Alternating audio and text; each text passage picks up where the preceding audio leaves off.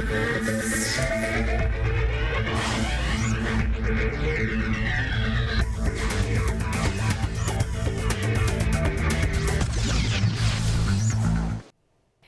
evening, you're watching Stock Watch with me, Zanati Guma, and joining me to unpack your stock-related questions tonight are Ricus from PSG Hole In Ruimsig and Sanelisiwe Tofile from All Weather Capital. Be sure to send those questions via SMS to 41392, email at stockwatch@bdtv.co.za, or tweet us at Business Day TV using the hashtag StockWatch. Thank you so much for your time, gents. I actually wanted to start off with the sentiment in the markets today, or at least the last 2 days. Ricus, could the signal, because we saw a big rally in November, and of course that was expected to continue in December, but could we maybe be seeing a slower rally or a more cool down rally in December than maybe what markets had anticipated at this point, because we are seeing quite a pause in that rally this week? I think so. I don't think there's any bad news waiting in the wings that's going to see us retrace the November rally, but certainly we are having a pause. We are working off the gains that we saw not only in South Africa but also in global markets. And by global markets, I mean any market except for the Chinese, because Chinese markets are not looking very healthy even after the global rally. But as far as we are concerned, the Americans, the Europeans, I think it's a bit of a pause, a bit of a pullback. I do expect later in December or even going into January, the upward momentum that we saw starting in November to continue. Yeah. I'm wondering also, Sanelisiwe, what the specific gripe with the resources is today. Is it growth concerns?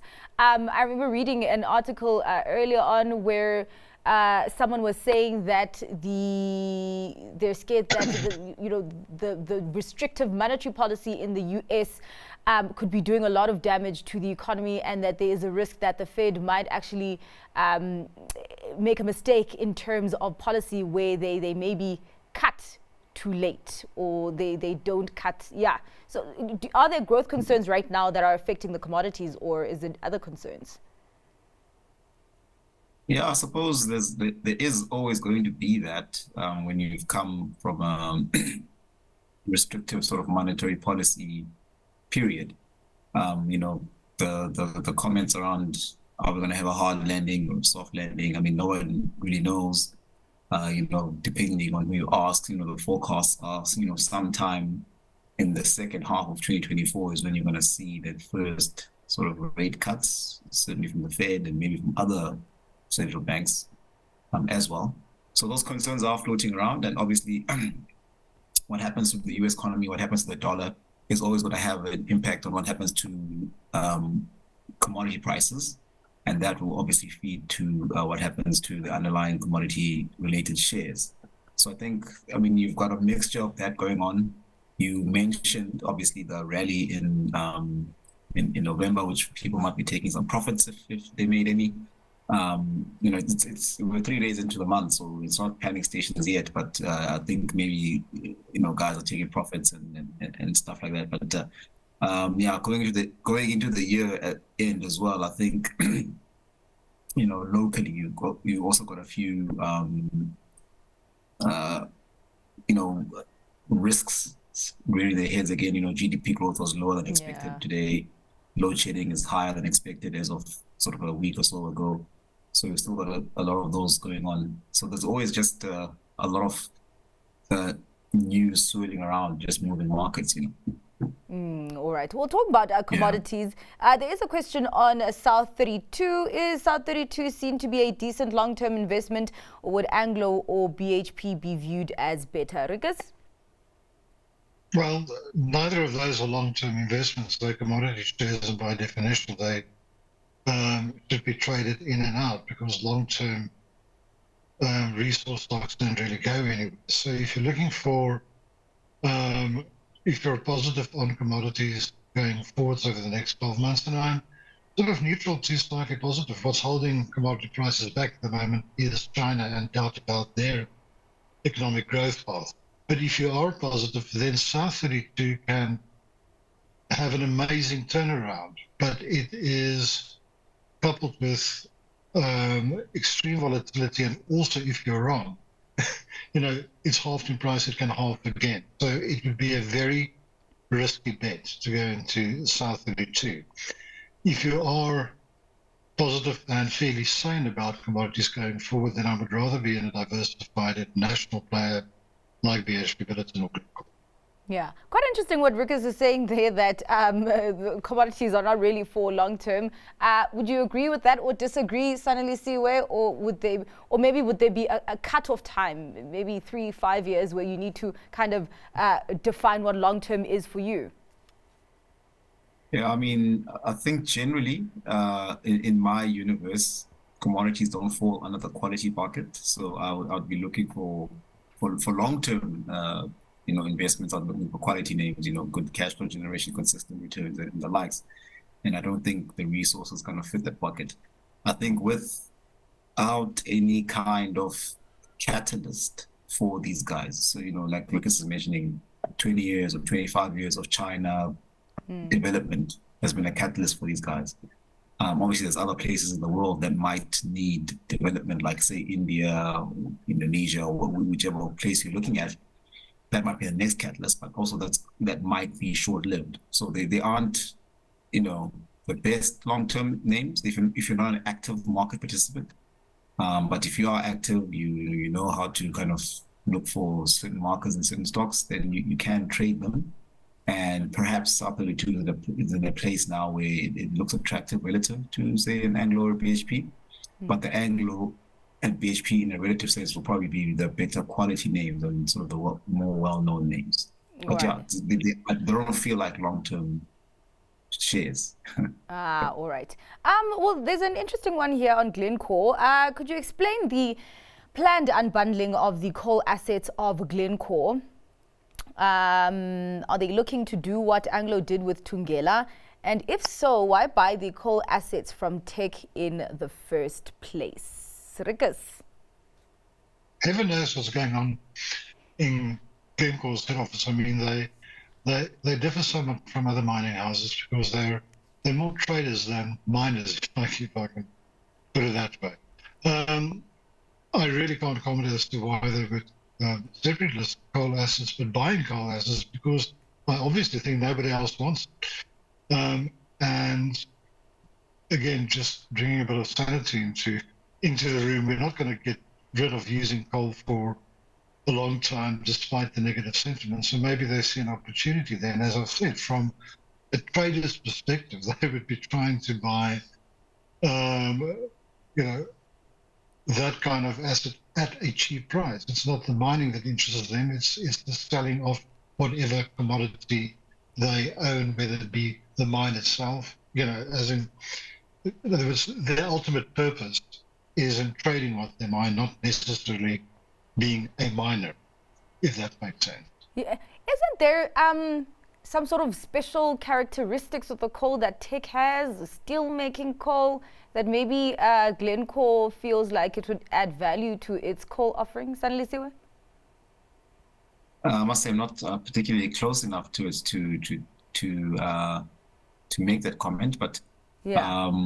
I also believe that Glencore were interested in some of the other products within Teck as well. Maybe the unbundling is kind of part of the strategy to buy Teck and take some of the other products in, and then sort of get rid of the coal and everything else. So I think maybe that's why they've gone this route. Yeah. Ricus, you were nodding there. How much value do you think that this could add?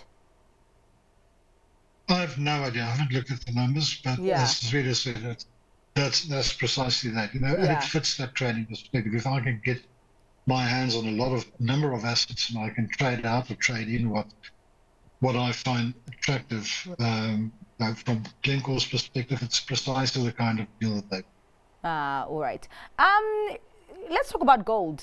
Can the panel please comment on buying into gold shares whilst the world is quite a messy place in the last 4 years? it might be good to have a safe haven such as gold shares. Yeah, let's actually start with the first part of that question. Sanelisiwe, would this be a good time to get into gold shares as a safe haven asset while we're experiencing all these headwinds, including geopolitical tensions?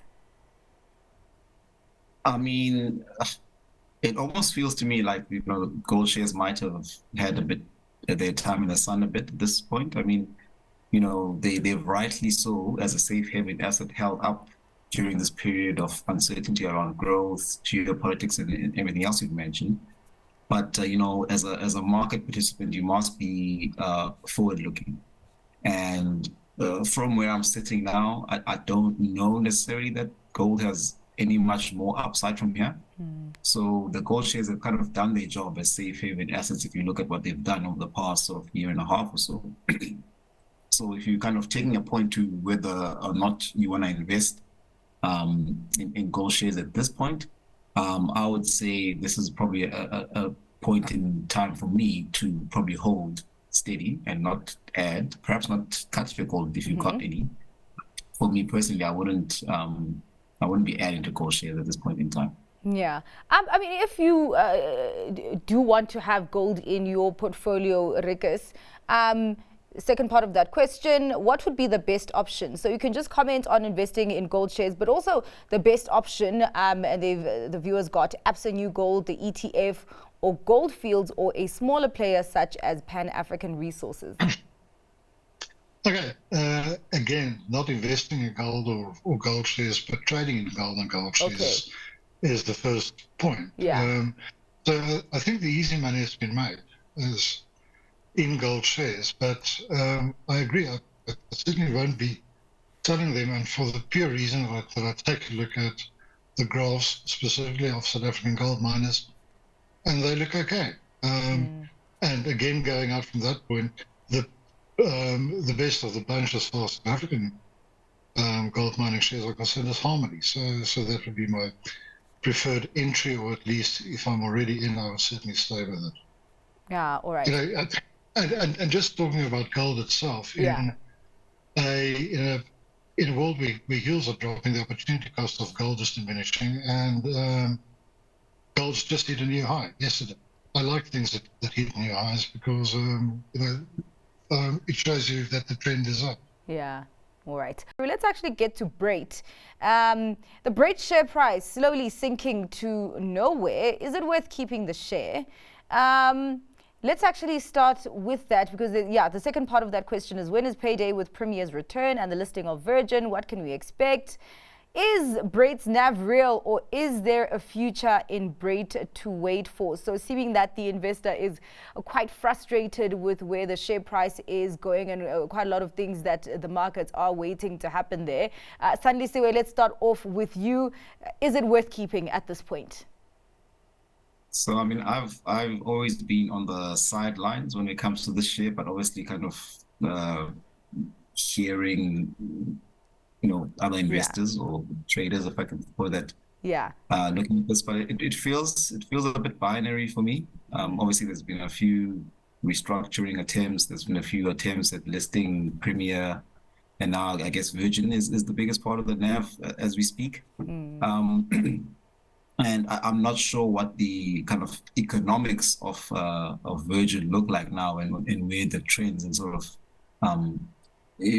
active or people's activity is going, which feels as though there's all sorts of competitive activities out there, like the paddles and whatever else. Personally, I've started playing golf, if that's of any interest to anyone, and I've stopped going to gyms, so I don't know if that means that other people have done the same. So it becomes a bit precarious for me, and a bit too binary as a punt maybe, but as an investment case, I can't make a strong one for Brait.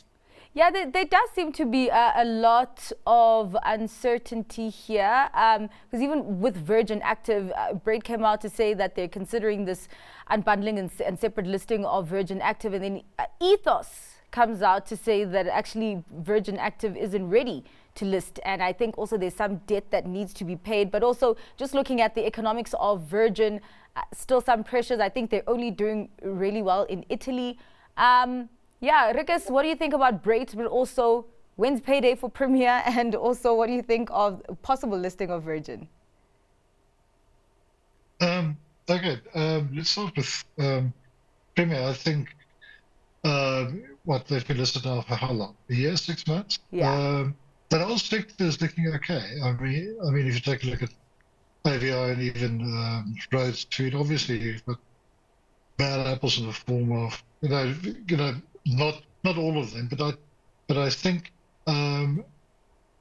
as a defensive sector, even considering the problems they have with their cost of production, that whole sector looks fairly okay, and I include Premier with that. So if I've got that, I'll hold it. As far as the rest of Brait is concerned, as you said, Virgin Active, really I don't see any value there. The price going down tells you that the market also does like the story behind that, and I don't know whether listing is going to have any effect on what Virgin does for a business. So really, there's far better opportunity than sitting with an obvious loser. Well, talking about considerations of unbundlings and separate listings, the Transaction Capital says that they are looking at unbundling and listing WeBuyCars. There's a question here. For Transaction Capital, the stock increased by 12% at one stage today, as the volume was also 6 million shares. They announced their results today and they were bad. Can they move forward the next year and put all the bad debts behind them and make good profits? Is this a buy? Of course, also that 12% increase needs to be put into context, because that share has been pummeled by the market.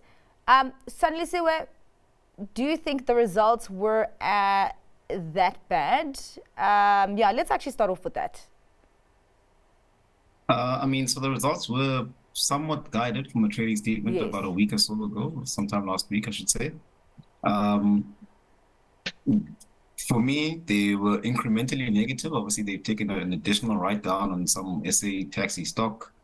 They've done a bit of a strategic tweak, if I can call it that, around selling or no longer selling new taxis and focusing on the used taxi market. I think the market has been very tough since COVID. The recovery of the underlying operators has not come through as what they would have expected, and then obviously now being hit with higher interest rates and higher fuel and lower kind of consumer incomes and also lower kind of riding rates, or the kind of the filling of the taxis and the likes. So it's been a little bit of a tough year for them. Bright spots are that WeBuyCars has slightly improved in the second half, and they talked about the fact that coming into post-period trading, it looks like it's also maintained momentum, and their Newton business continues to be relatively robust. So you've got two businesses that are conceivably still going concerns, but the major issue here is still the SA taxi and what they can do to appease the funders in order to make sure that that business remains a going concern. And it looks as though the can has been kicked down the road to March 2024, so that brings a bit of uncertainty for me. And they do mention, though, that there is no rights issue risk, but I mean that still remains to be seen if they can't get the SA taxi funders off the line. So I mean, I've said a lot of stuff there, but I think that what that kind of shows that it's still a bit of a mess. It's a big mess, and the share price it reacted positively today, probably because of the comments around the rights issue and not having to need one, and probably the unbundling of WeBuyCars as a potential avenue for them to unlock some value. But other than that, it's still a big road or big slug ahead for them, I think. Yeah, still lots of loose ends to tie there. Of course, Sanelisiwe was speaking about them getting confidence from their funders. So the next part of that question is, can they move forward the next year and put all the bad debts behind them and make good profits? I spoke to the CEO earlier on, and he actually said that they've given themselves a 3-year window. Would you be buying this stock, Ricus, considering that a lot of the bad news has already been priced in, and now we're looking to the next 3 years? I don't think so. I still think it's more of a trading opportunity. I don't know whether the bad news is priced in. It's known, Okay. but you don't know. You don't know what's going to happen with their debt. Will listing rebuy cars?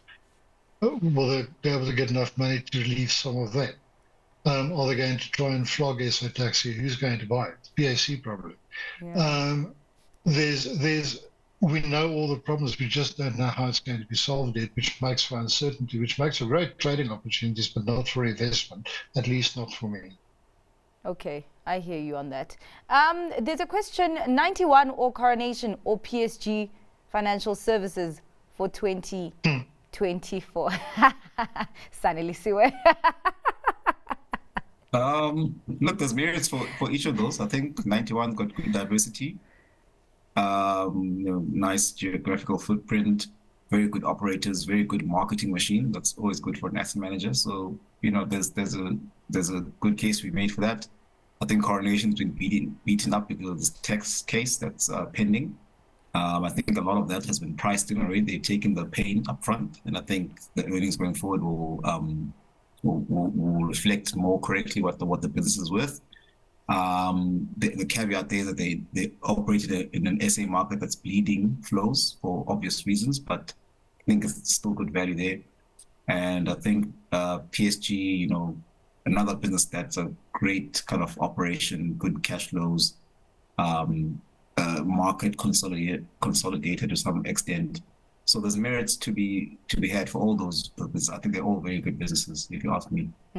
All right. There are two questions on Sasol. So, Ricus, I'm giving you that. Just what is happening at Sasol? Why is it downtrending right now? Sasol at this point. I actually haven't seen those share price movements. Yes? It's just dropped sort of below the 210, 200 level, and I see further downside to about 185 Rand. That's just a technical picture. I think the Sasol share price is a combination of what's happening with oil. Oil has come down. Again, China, there's concern about future demand from China itself. And then Sasol, apart from that, is in a difficult environment as far as their chemical business is concerned, specifically Europe, which remains the concern in Germany, and the chemicals market in general, which has got to do with slow world global growth. So there's nothing really going for them at the moment, except for possibly a weaker rand. But again, if you then want to be in a chemical stroke oil player, they are, I think, far better positioned and also far better companies balance sheet wise globally than Sasol. So not very positive on Sasol in the short to medium term, but in the right kind of conditions, Sasol can give you a very good return if all those factors that I've just mentioned, which is blowing against them, turn around and they get the wind in their sails. And so I wouldn't be totally out of it. All right. Well, something that you are fully going into today, your stock picks, Sanelisiwe, what will it be? I think I'll pick one that I've done before in the past, but I think it's still quite positive one, which is DataTech. I think a couple of months ago they announced a very clean set of results, nice sort of return to growth. They fixed their LATAM business, and they're trading at a big discount to other ICT sort of related businesses globally, their peers. So I think there's decent upside in there. And obviously management own a big stake in the company, so there's good incentive for them to do the right things. So I think DataTech is a nice pick for the next year or so. All right. Ricus, what are you picking today? Also one I picked earlier this year, Advotech, just fundamentally growing earnings consistently at 15%, sitting on a 15p, so you get what you pay for. But price momentum still going up. They've just broken to a new high. That trend looks intact, and hopefully we can see, just technically another 15 to 20% increase in that price in the short to medium term. All right. Well, thank you so much for your time and for your analysis today, gents. Really appreciate it. That is all for Stockwatch this evening. Thanks to our guests, Ricus from PSG Hole In, Ruimsig, and Sanelisiwe Tofile from All Weather Capital. Coming up next, the close. Stay with us.